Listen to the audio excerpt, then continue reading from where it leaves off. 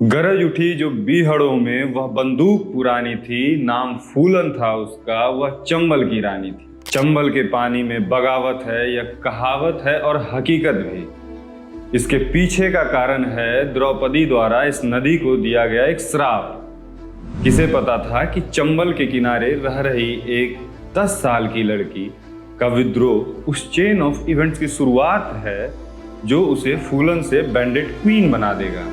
बात है एक शाम की, जब फूलन कमरे के एक कोने में बैठी अपने माता पिता को किसी केस के लिए पैसे जुटाने के बारे में सुनती।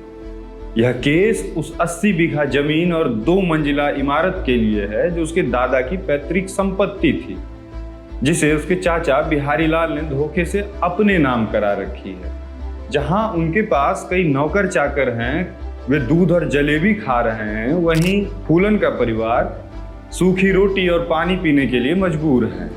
चंबल का पानी अब अपना असर दिखाने लगा है। चाचा बिहारी लाल और चचेरे भाई मुइनुद्दीन के खिलाफ अब उसकी नफरत बढ़ने लगी। वह अपनी माँ से उस जमीन को देखने की जिद करती है जिस पर उसके चाचा ने कब्जा कर रखा है। एक दिन माँ यह बात मान लेती है। वह चैत्र का महीना था जब फूलन पहली बार अपने खुद के खेत में होरहा खाने का फैसला करती है। होरहा चने के छोटे दाने को कहते हैं। कुछ दिन बाद जब फूलन अपनी बड़ी बहन रुक्मणी के साथ साड़ी सुखा रही होती है तो फूलन उस कब्जे वाले खेत में चलने के लिए कहती है, जिस पर रुक्मणी पहले तो मना करती है, फिर फूलन के बार बार जिद करने पर उसके साथ उन खेतों की तरफ चल देती है। लेकिन किसे मालूम था कि उनका बढ़ता हर एक कदम फूलन का मुकद्दर तय करने वाला है। आज फूलन खेत के किनारों पर नहीं रुकी बल्कि बीच में जाने का फैसला किया।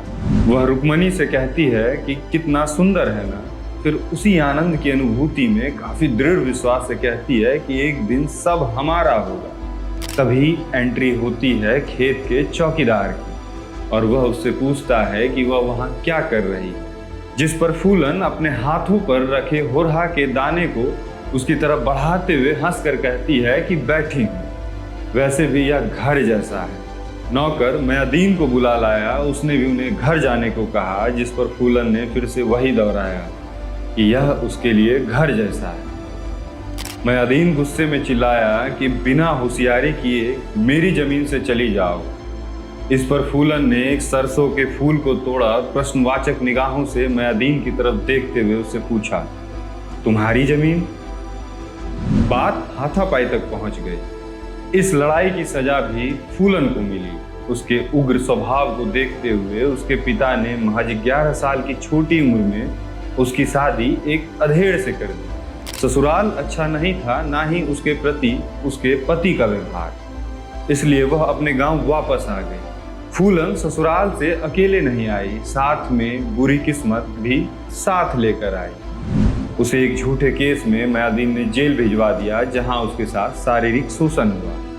जैसे तैसे वह जेल से बाहर निकली और उसके पिता ने एक बार फिर से उसे ससुराल भेज दिया।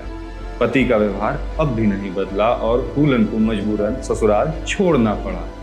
इसके पश्चात परिस्थितियों से तंग आकर फूलन ने ऐसा रास्ता चुना जहां से वापसी असंभव थी। इसके बाद के उनके सफर ने उन्हें फूलन देवी से बैंडेड क्वीन बनाया, न जाने कितनों को लेखक बनाया। सब अल्टरन स्टडीज और फेमिनिज्म पर शोधकर्ताओं को एक नया विषय मिला, पॉलिटिकल पार्टियों को वोट मिला और हमारी बैंडेड क्वीन हमेशा के लिए शोषण की छाती पर कभी न मिटने वाली दस्तखत बन गई। आज की वीडियो में बस इतना ही। आपको यह वीडियो कैसा लगा कमेंट में बताएं और जुड़ें जनता कास्ट के साथ। धन्यवाद।